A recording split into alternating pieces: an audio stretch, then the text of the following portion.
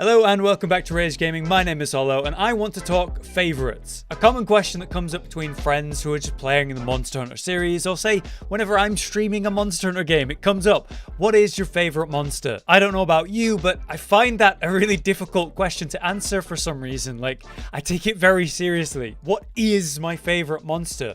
The monster that I love the most, that I could fight over and over and over and just love it, and one that's design is so cool and enjoyable that it's just genuinely my favorite. Beyond that, I could say multiple names that fit that category for me. To pick just one feels impossible. This is a topic I've talked about with a few people, and Josh even got me a surprise birthday gift after asking me what my favorite monster during the Iceborne story stuff was. So I've narrowed it down to 5 monsters that I believe are my current favorites, so let's get started. Based on that introduction, I figure you might have an idea about one monster that's going to be on this list: Zinogre. When I told Josh that my favorite monster in my initial endeavors with Iceborne was Stygian Zinogre, he sighed and said, "Oh, you're one of those people." Typical Brachy supporter thing to say. Zinogre just seems to be a common favorite one in the community, it seems. He has one of the coolest themes when you're fighting him, the drums are going and the electric guitar is riffing in the back. There's that iconic bit that plays throughout.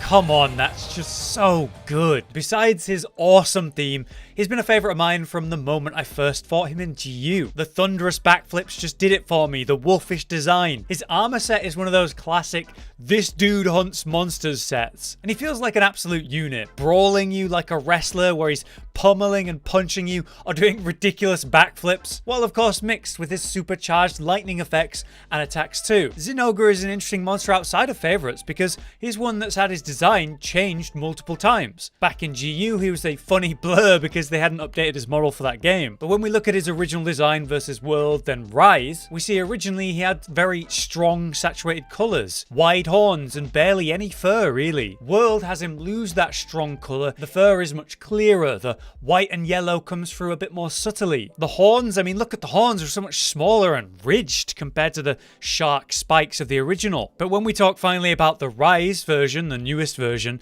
it seems that they bridge the gap between the old and new. The horns are a bit thicker again, his black nose is back, his tail is much more spiky again, but he's still fluffy and without those strong saturated colors like the World version. I've loved his design throughout all of this, and I'm just happy to see that he had that overdue update and it's in full force these days. I think his design, his theme, and the fact that he always makes a fun fight for me is what makes for a favorite monster, right? But here's where I actually had a hard time with the video because I knew that I wanted to include one of my favorites, Nerigante. But why do I say this was difficult? It's because it's almost hard to explain why. And it actually came up when I mentioned that he's one of the most popular monsties picked in stories too. People were questioning it, saying that his design isn't that interesting. And you know, they're kind of right. He's just a brute hedgehog thing. Maybe it's the lore of the monster and how he plays a huge role in the original World story and also a bit of Iceborne's. The guy just loves to eat elder dragons, the rascal. So while visual design, maybe he's not that special, I still love the ridiculous amount of spikes this guy has all over him. It just looks cool when he moves around. And they do play a relevant part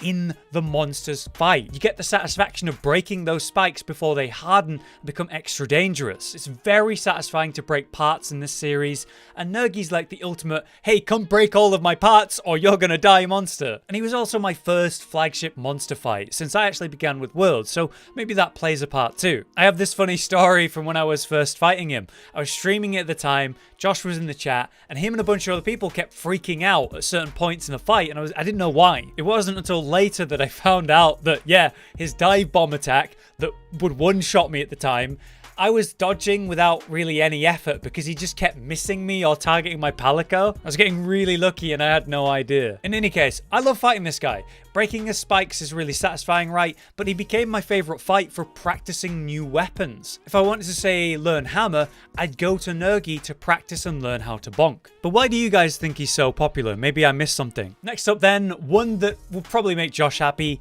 It is Raging BRACHYDIOS. Specifically though, the Raging version. As many of you will know, Brachy is Josh's favorite monster. He's this big blue and green slime monster that has essentially erupting volcanoes coming out of him. But it was never my favorite fight because the design is fun and he has some of the coolest weapon visuals out of anyone. While the design is neat to me, I think it's a mostly simple fight where you target his hands and heads and kind of avoid slime explosions that he leaves behind. It just wasn't that intense of a challenge that I'd expected and hoped for after hearing about it. That was until Raging Brachy. You want a challenge? You got it. The explosions are bigger and way more deadly now. The pace of the fight is way faster. He's dealing scary damage and spamming his slime just everywhere. Uniquely, I don't think there's many other monsters, if any, that while they're knocked down, they actually still attack you. Because when you're hitting this dude's weak points, you'll knock slime out of them, and that forces you to move away lest you get blown up. When this guy's getting mad throughout the fight, he's just leaping around, he's stomping and banging his fists into the ground, he's spreading slime everywhere. The big headbutt bursts spread the slime in like X and Y directions at nuts range. If you're doing this in multiplayer, he doesn't even have to be targeting you, and you still have to be very careful because you might be caught in a huge explosive crossfire. Then there's the spectacle side of the fight, where you follow him from area to area as you progress, until finally you're in his final den. He goes all mental, bashing the ground, creating huge explosions. His skin turns like a deep black as he sheds his slime, and the slime spots are now massive, like the ultimate trap that he's going to unleash at a specific moment to your doom if you're not ready. So Raging Brachy takes the fun design and makes it a bit more intense and dangerous. It makes it more of a spectacle as well, and for me that makes it way more enjoyable. Therefore, it is one of my favorite fights and I'm always up for it, and that makes him one of my favorites for sure. For our fourth monster to mention then, I wanted to include one of the new monsters from Rise. Incredible and fun designs like the Bishaten, the Somnicanth, or Gosarag and more. It's hard to pick just one, but I know in my heart that this one is my favorite overall. For me, it's a bit of a generic answer, I'm afraid. It's Magnamalo. I know it's on the nose, and I actually talked about him in my hardest monsters video, but look, I just love his design. He's like the ultimate brute, a massive fanged wyvern who's just strong as hell. Visually, I love the color pop, the purple and the pink, and then the deep bone yellows. His fighting style, though, is so cool. He's really intelligent while making use of his unique power, which is the Hellfire. Both empowering him, right? But to a point where it also hurts him it's that strong, since we can actually spread and drop it and use it against him, or target his hellfired parts to deal extra damage. Just like the fun of Nerigante, we're attacking specific parts before it's too late and he gets overcharged and destroys us in a dive bomb. Throughout the fight, it's just leaking out of him, pouring out to such an extreme degree that it blows up when it's exposed to the air. He does steal some attacks like the Zinogre pummel combos and flips a bit, but like I say, he's clever. He has special combinations of attacks with his Hellfire, like how he uses his tail like a spear, but then uses ranged bolts from its tip, or twirls it in a tunnel of Hellfire. To me, it just feels like he has a really unique power that he's making full use of in very clever ways. But like much of Rise, I wanted more of an actual challenge when fighting him in the full release. I was a bit spoiled by the nutty demo version that had us going against him in a brutal 15-minute timer with no equipment skills. I'm still hoping though, in the G rank version of the game, we might see a tempered or deviant version of him to let me enjoy this flagship monster again, but for longer because of a greater challenge. Speaking of challenge then, finally for my last option for number 5, I'm going to cheat a little because I can't choose between these two. I can't do it. My number 5 is ALATREON and FATALIS. To me, actually, these are basically the same fight, just done a bit different here and there. And yeah, one of them's a bit harder than the other. You've got a big, bad, scary dragon who's strong as hell, and you are on a time limit to defeat them.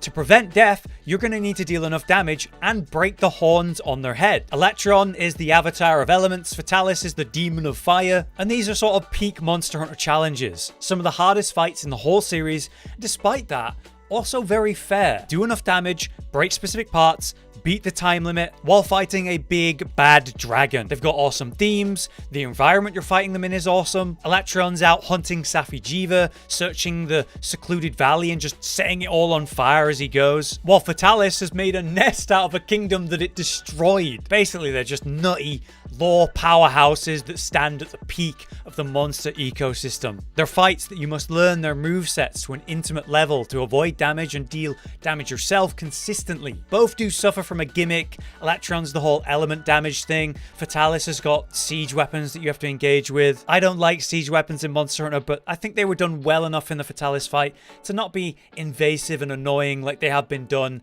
in other cases. And I didn't really mind the ALATREON experience because I did it well after after release, I didn't have to struggle to learn the whole element gimmick, and I was able to use a weapon I enjoy where it forced other players to swap from their main to a better element weapon. But the payoff for playing into these gimmicks for me is just so high. They're mechanically demanding as hell, they're dangerous enemies, and they also offer some of the coolest gear I've ever seen. When you manage to beat these guys for the first time, it's just pure joy and satisfaction because of the challenge and also the high reward. I greatly regret not being there at the launch of these monsters in World. I would have loved to be there. These are monsters that I will go back to time and time again just to see them again, just to fight them again because I enjoy them that much. I would love to see them in G-Rank Rise in some form, and if I had to choose between one of these, I don't know if I could, but there you have it. My 5, but actually 6 favorite monsters in the series so far. As you can probably tell, I care about the challenge of a fight a lot when it comes to favorites. And while I can appreciate a lot of monsters for their design, like say the brilliant Zamtrios, the blow-up shark, I also need the fight to be quite challenging and engaging too for me to really appreciate it. But I do wonder how much my favorites vary from you guys. Is what I view as fun different to you? Let me know. Until next time though, I've been Hollow, you've been you. Thanks for watching. Josh, Cotton, and Hollow with the videos, dropping the humor like a hammer on your tippy toes, bringing entertainment on a daily arrangement to take our insanity and turn it into entertainment. Yes, I said entertainment twice, to reiterate that it is nice to look into your faces on a mostly daily basis when you let us in your homes to make the whole world a stage. Goodbye.